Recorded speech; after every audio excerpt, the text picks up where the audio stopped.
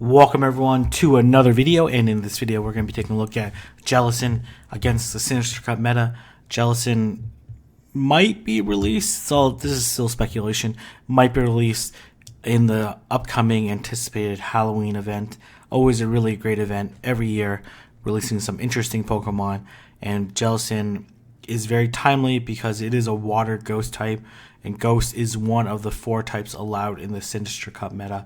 And the question is, how much of a havoc is it going to release on the meta? So let's go ahead and take a look. Let's compare its stats. It is quite bulky.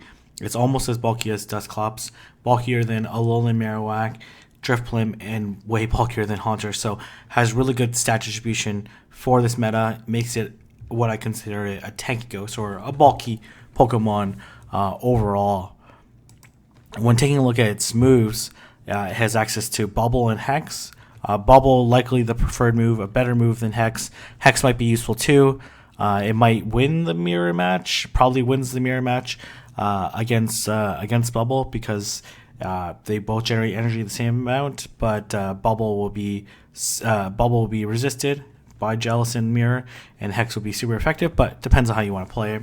Bubble is kind of like the fire spin for Alolan Marowak, where some people might prefer the one that deals super effective damage. They generate energy the same, so not quite the best comparison. Its charge moves are Bubble Beam, Shadow Ball, and Ice Beam. Bubble Beam being the cheapest energy move at 40 energy, does 25 damage, so not very much damage. It is stab because it's a water move, but it also has that attack debuff, which makes it a great shield bait because of low energy cost and the ability to debuff your opponent's attack. Shadow Ball does a ton of damage, 55 energy, 100 damage, 1.82 DPE, 2.184 after stab. So, and it's largely unresisted in this cup, which makes it really effective for this meta. And then there's Ice Beam, which probably not going to be used as much, but has some really interesting play in general meta. And when we took a look at the Pokemon that I'm going to be analyzing for the meta, here's the full list. And when we compare it to Alolan Marowak and Dusclops, Jellicent's going to be running Bubble, Bubble Beam, Shadow Ball. Alolan Marowak's going to be running Fire Spin, Bone Club, Shadow Ball. And then Dusclops is going to be running Hex, Fire Punch, Shadow Punch. You'll see in the Zero Shield matchups, it wins 17 of the 21 matches, has a 602 rating, which is amazing, while Alolan Marowak wins 11, has 7 wins, 3 draws, and then Dusclops has 10 wins, 9 losses, 1 draw, with a 484 win rate, or average rating. And when we take a look at the One Shield matchup, we'll see it's still very dominating, 19 wins, 1 loss, 1 draw, 662, which is pretty incredible. It also factors in that people are going to shield Bubble Beam, so take that into consideration. But Alolan Marowak has a similar effect here, with 13 wins, 5 losses, 3 draws, 589, and then Dusclops has 10 wins, 10 losses, 1 draw, 505 rating. So certainly Dusclops doesn't have that, shield bait type of move, and then doesn't have the huge closing move of Shadow Ball. But even without it, Jellicent would be very strong. And in the 2 shield scenario, Jellicent has 16 wins, 4 losses, 1 draw, 28 average rating. And then Fire Spin Alolan Marowak has 12 wins, 7 losses, 2 draws, 531. And then Dusclops has 11 wins, 9 losses, 1 draw, 502 rating. And you might be asking, what Pokemon beats Jellicent?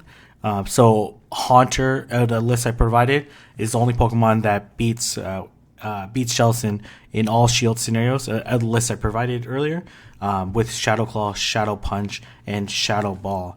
But there are some other Pokemon that are off meta that can beat Jellicent. So let's go ahead and take a look at it. These are the off meta counters. So Steelix with Thunderfang is able to beat Jellicent in the 0 and 1 shield, and unfortunately loses in the 2 shield, probably because of all those attack debuffs. And then Alolan Raichu is able to beat Jellicent in the 1 and 0, and then tie in the 2, and then Ferrothorn is able to beat Jellicent in all shield scenario, and then Magnezone has a pretty similar matchup to Alolan Raichu, where it's able to beat in the 0 and the 1, but loses in the 2. So we might see some Ferrothorns, along with more Haunters and potentially some of these other counters. Thunderfang Steelix, still like a really great Pokemon overall, has a ton of wins. It just has some difficulty in the mirror match, especially in the 0 and the 2 shield matchup. And the Alolan Raichu, still really strong Pokemon. It beats a lot of the other psychic types except for Bronzong and especially Claydol, since they have access to ground moves, but is able to beat like Lugia and Cresselia, for example. Still able to beat the fighters, but it has like iffier matchups, especially if they're boosted or they have an energy advantage. It might be more challenging for them, but then loses hard to a lot of the tanks. So take that into consideration.